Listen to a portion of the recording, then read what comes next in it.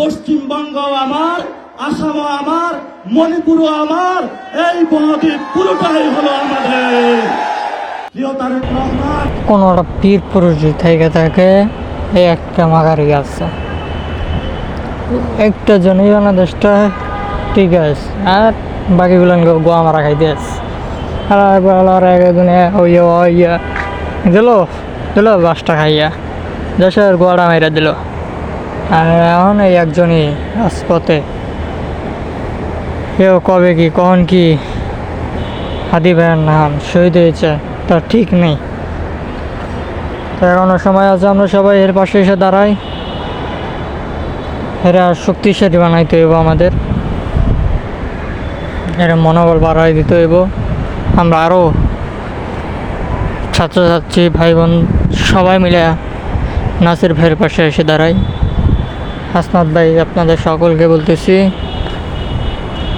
দল ছেড়ে দেন, এমপির পদ ত্যাগ করে লাগলে রাজপথে আসেন, এমপির পতন কইরা ছাড়তে হইব, তারপর নিজেরা মন্ত্রী হন, নিজেরাই দেশ চালান, আর নাহলে দেশে উন্নতি হইব না, কোনো দিন আর উন্নতি হইব না।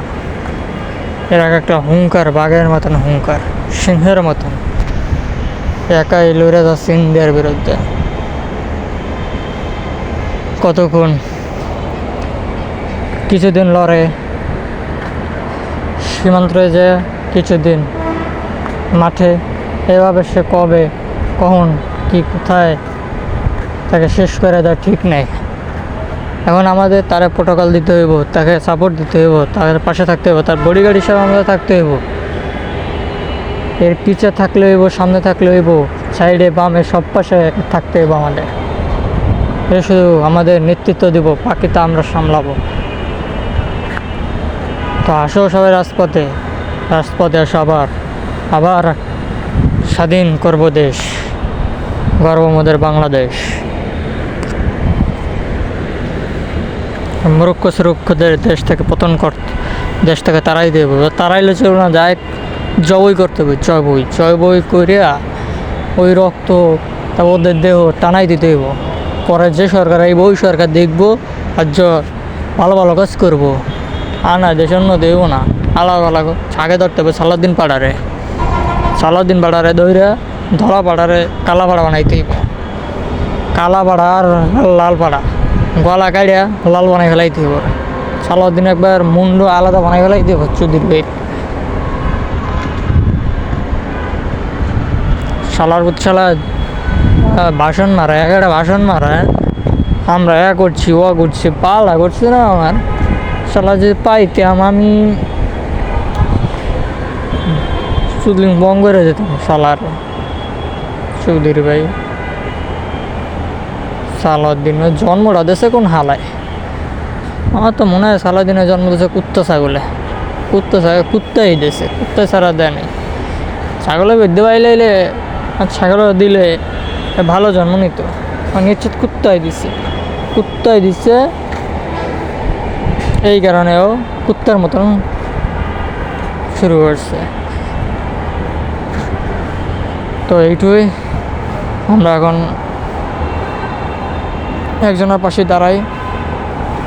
এ টিকে রাখতে পারলে আমরা হাদিবের মতন আরেকজনে পেয়েছি, হাদিবের জায়গার আরেকজনে পেয়েছি যে রাজপথ গরম করতে পারবো, দেশের মানুষের পাশে দাঁড়াইতে পারবো। হাদিবের তো আমরা সবাই মিস করতেছি, জানি না আপনারা কারা কারা মিস করেন কিনা, আমি মিস করতেছি। হাদিবে থাকলে অন্যায় প্রতিবাদ নগদ হয়ে যায়, রাজপথ গরম বানায়।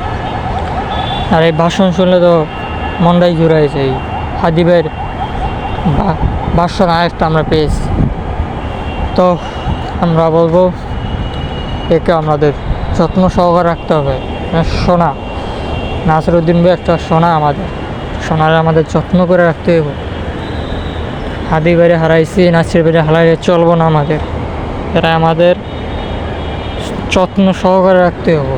এ থাকলে দেশ উন্নতি হইব, আর কেউ উন্নতি করতে পারবো না দেশ। এই পারবো, এর হাত ধরে যদি হয় দেশের উন্নতি। আল্লাহ আমাদের বোঝা তৌফিক দান করুক, এবং আল্লাহ নাসিরউদ্দিন পাটোয়ারিকে আরও শক্তিশালী বানাক। মনে বলে করুক, ভিডিও করুক এবং আমাদের তার পাশে তাকে তৌফিক দিক। আসসালামু আলাইকুম। নাসির বেলা ভাষণ শুনলেই বুকটা জুড়ে হয়ে যায়। প্রথমে একটা আছে, লাস্টে একটা আছে, শোনো।